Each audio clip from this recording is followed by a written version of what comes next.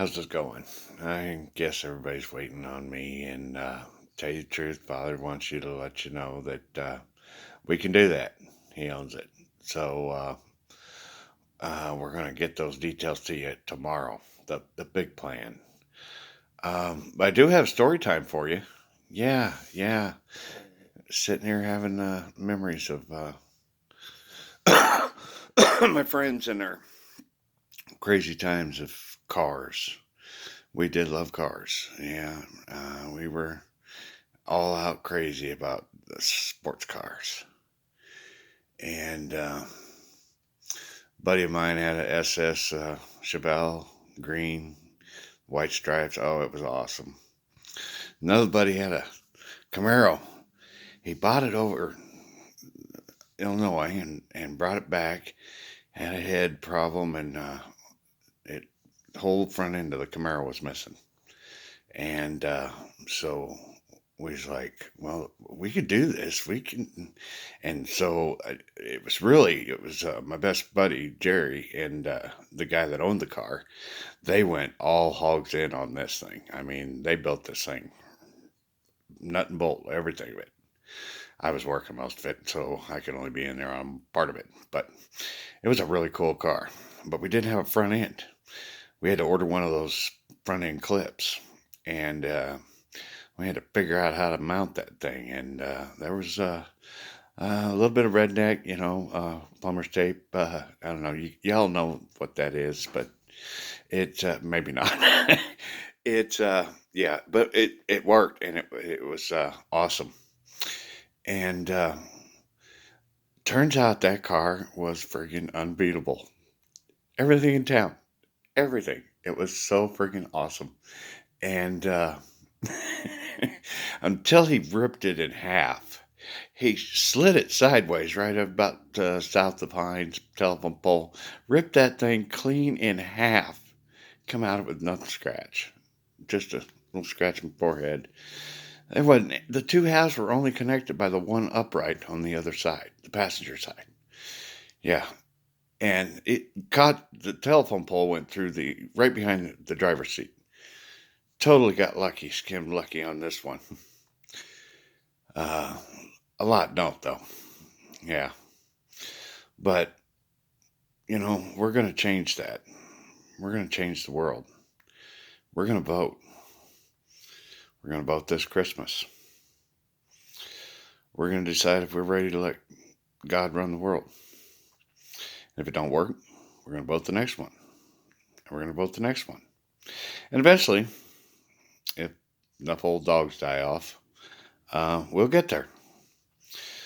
And but we got to start that software thing. We got to figure out thing. And he was thinking that maybe Google and Microsoft could kind of put some funds in, just call it advertising dollars, and or maybe campaign funds, because after all, we are trying to get God elected, and set up a system where we could have people be able to enter their name and answer a few questions and go through the whole identification part where you get your fingerprint and your facial recognition and you become a member of Avatar Nation.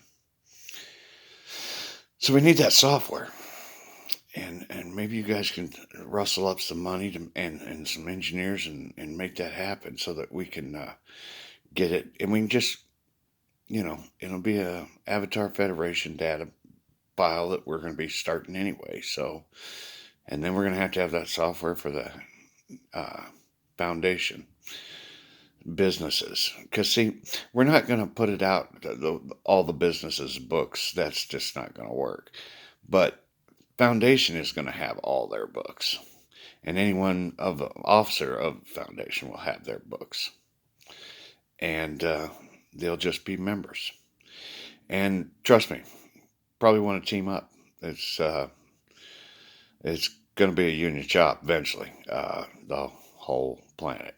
So you know teach its own. Um, we'll focus on some more details and some more plans and stuff that he wants to have happen.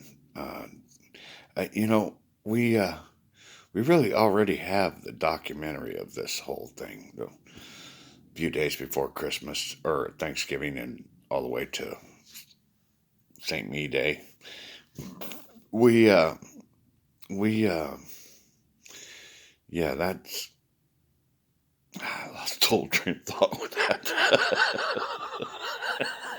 He's still dramatic. He still is. Yeah, yeah, yes, he does control things. Oh man, he embarrasses the shit out of me a lot.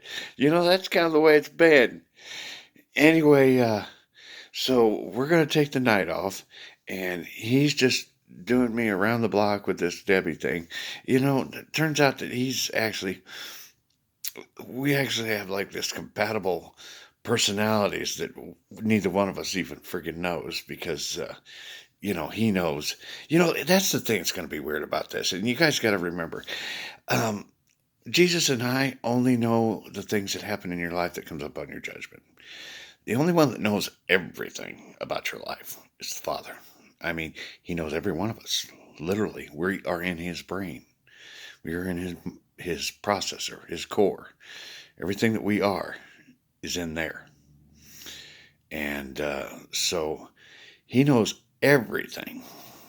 And but we won't. We're only going to know what you show us and what's on your judgment. Obviously, you have to answer that shit, and we got to be there. That's the way it is. That's how come we see it. So, and that judgment thing, yeah, it's a room you go into, you stand there, we cover the stuff. See, they have a TV. You know how we have TVs, except theirs is three-dimensional, and you can watch events and audio and everything's right there. And so you do that at your judgment, and then when it's done, there's three doors behind you.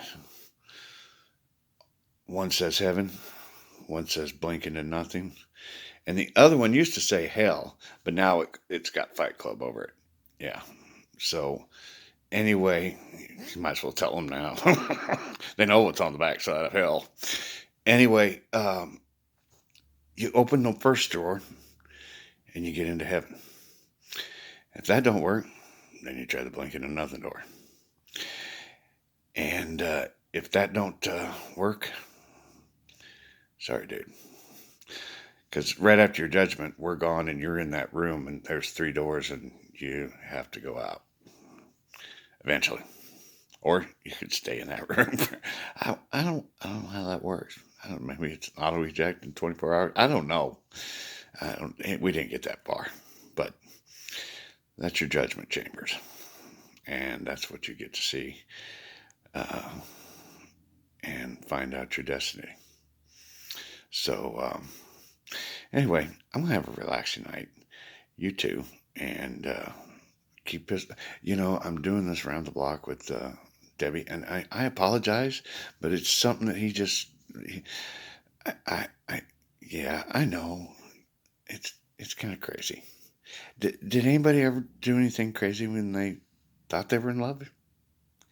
I I don't know. Second son, second king.